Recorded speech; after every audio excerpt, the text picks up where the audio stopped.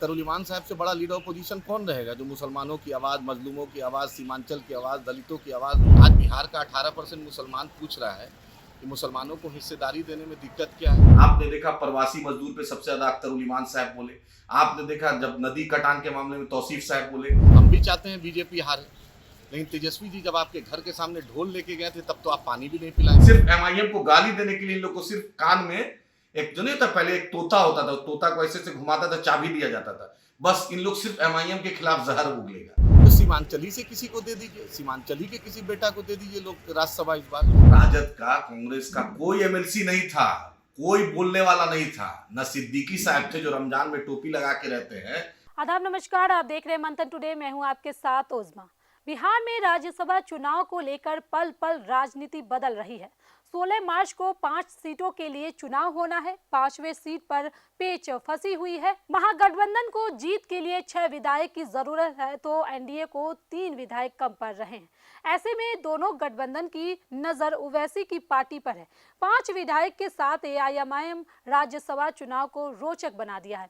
बिना एआईएमआईएम के समर्थन के दोनों गठबंधन में से किसी की भी जीत मुमकिन नहीं है।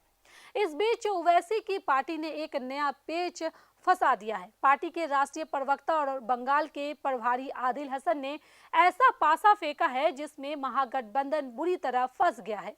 आदिल ने एआईएमआईएम के प्रदेश अध्यक्ष और विधायक दल के नेता अख्तरुल इमान का नाम आगे कर दिया है, यानी राज्यसभा चुनाव में एआईएमआईएम के बिहार से उम्मीदवार होंगे। आदिल का कहना है कि हमारी पार्टी से उम्मीदवार क्यों नहीं हो सकता। एनडीए को हराना है तो महागठबंधन एआईएमआईएम उम्मीदवार का समर्थन करे। सिर्फ हमारा वोट चाहिए, हमारा उम्मीदवार नहीं। अख्तरुल इमान से बेहतर उम्मीदवार कौन हो सकता है? आदिल हसन क्या कुछ कह रहे हैं, आइए आपको सुनाते हैं। जैसा कि आप देख रहे हैं, राज्यसभा का चुनाव है और तेजस्वी यादव चाहते हैं कि अपने लोग जाएं। हम भी चाहते हैं बीजेपी हारे, लेकिन तेजस्वी जी जब आपके घर के सामने ढोल लेके गए थे तब तो आप पानी भी नहीं पिलाए थे। आज बिहार का 18% मुसलमान पूछ रहा है कि मुसलमानों को हिस्सेदारी देने में दिक्कत क्या है, सीमांचल को हिस्सेदारी देने में दिक्कत क्या है।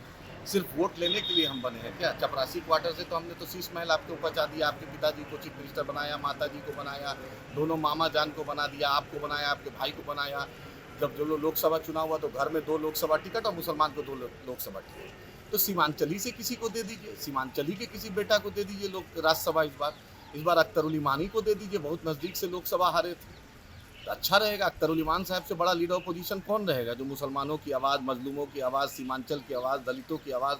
हम अख्तर उल इमानी साहब को दे दीजिए, अच्छा रहेगा।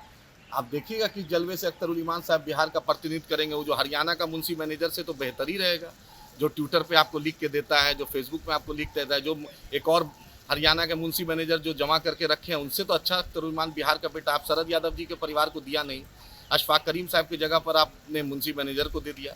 तो मुझे उम्मीद है कि हरियाणा से अच्छा बिहार का सीमांचल का बेटा, पहली बार कोई सीमांचल का बेटा राज्यसभा जाए। इस 15, 20, 25 साल में अख्तर उल इमान साहब को राज्यसभा भेज दीजिए तो हमें बहुत खुशी होगी। ये हमारा निजी राय, हम चाहते हैं बड़ी तादाद में बिहार के मुसलमानों का, सीमांचल के लोगों का ये मांग है। हम उम्मीद करते हैं कि हमारी मांग पर आप ये कुछ न कुछ विचार कीजिए। राज्यसभा चुनाव में भी एआईएमआईएम प्रवक्ता आदिल हसन ने अल्पसंख्यक कल्याण बजट पर आरजेडी और कांग्रेस के मुस्लिम नेताओं की चुप्पी पर भी सवाल उठाए हैं। उन्होंने आरोप लगाया है कि ये नेता सदन में अल्पसंख्यकों के मुद्दे नहीं उठाते। उन्होंने दावा किया है कि हमारे प्रदेश अध्यक्ष अख्तरुल इमान सहित एआईएमआईएम के सभी 5 विधायकों ने माइनॉरिटी के मुद्दे को सदन में उठाया है, चाहे कटाव का मामला हो, शिक्षा का मामला हो या अन्य कोई मामला हो। उनके हित के लिए सदन में आवाज बुलंद किया गया है। इस पर भी आदिल हसन क्या कुछ कह रहे हैं, आइए आपको सुनाते हैं। लोग एमआईएम पे तनकीद करते हैं, अच्छी बात है। आप हमें भी तनकीद कीजिए, हमें भी सही रास्ता दिखाइए, लेकिन आप ही बताइए, बिहार विधान परिषद में माइनॉरिटी का बजट का चर्चा था, यानी मुसलमानों के बजट पे चर्चा था। बजट तो ऊँट के मुंह में जीरा है। जमा खान साहब मंत्री हैं, इतना नीतीश कुमार के सामने कितना आपको बजट दिलाएंगे आपको पता है। आबादी के हिसाब से जाके तेलंगाना में देखिए, 3000 करोड़ का बजट अकबर ओवैसी साहब दिलाते हैं। लेकिन नीतीश जी के राज्य में जान ही रहे, भाजपा का साथ है तो आपका 1000 करोड़ भी बजट नहीं है। लेकिन उससे खास आप जो बार बार महागठबंधन का जो आप लोग राग अलापते हैं, तो आज विधान परिषद में पता कर लीजिए, राजद का, कांग्रेस का कोई एमएलसी नहीं था, कोई बोलने वाला नहीं था। न सिद्दीकी साहब थे जो रमजान में टोपी लगा के रहते हैं, घर में अभी तरावी कर रहे हैं, लेकिन आपके बजट पे जिसके लिए तनख्वाह मिलता है, जिसके लिए विधानसभा जब चलता है तो अलग से तनख्वाह मिलता है, तो विधान परिषद में न सिद्दीकी साहब बोले, न फारूक साहब बोले, न जो आप एक तो जो है तेजस्वी जी के ताबीज बाबा जो कारी शोएब साहब हैं वो भी नहीं बोले। समझे? तो कौन बोलेगा? एमआईएम बोलती है। तो इनको इसी चीज का मिर्ची लगता है। आपने देखा प्रवासी मजदूर पे सबसे ज्यादा अख्तर ईमान साहब बोले, आपने देखा जब नदी कटान के मामले में तौसीफ साहब बोले, आपने देखा कि जब मदरसा की बहाली नहीं हो रही थी तो सरवर साहब ने बोला बहाली शुरू हुई, आपने देखा कि स्वास्थ्य के मामले में जो स्थिति बद से बदतर सीमांचल में थी, बायसी हो, अमोर हो, डगरवा हो, रोहटा हो, बलरामपुर हो, बारसोई हो, चाहे आपका जोकी, अररिया, नरपतगंज हो, कहीं भी हो, तो गुलाम सरवर साहब ने बोला, देखिए फिर स्वास्थ्य मंत्री ने अटेंशन दिया। उसके बाद आपने देखा कि बीएड कॉलेज का मामला, अंचल का मामला, ब्लॉक का मामला में मुर्शीद भाई बोले। तो पांचों एमएलए जो एमआईएम के अख्तर ईमान साहब के साथ जो है, हर दिन कोई ना कोई माइनॉरिटी का इशू, दलित का इशू, सीमांचल का इशू, अलीगढ़ मुस्लिम यूनिवर्सिटी का इशू, पूर्णिया में हाईकोर्ट बेंच का इशू, नदी कटान का इशू, स्वास्थ्य का इशू, शिक्षा का इशू, मदरसा का इशू, हर मुद्दा उठा रहे हैं। आप देख रहे हैं विधानसभा ही के लिए ना जिता के आप लोग भेजते थे।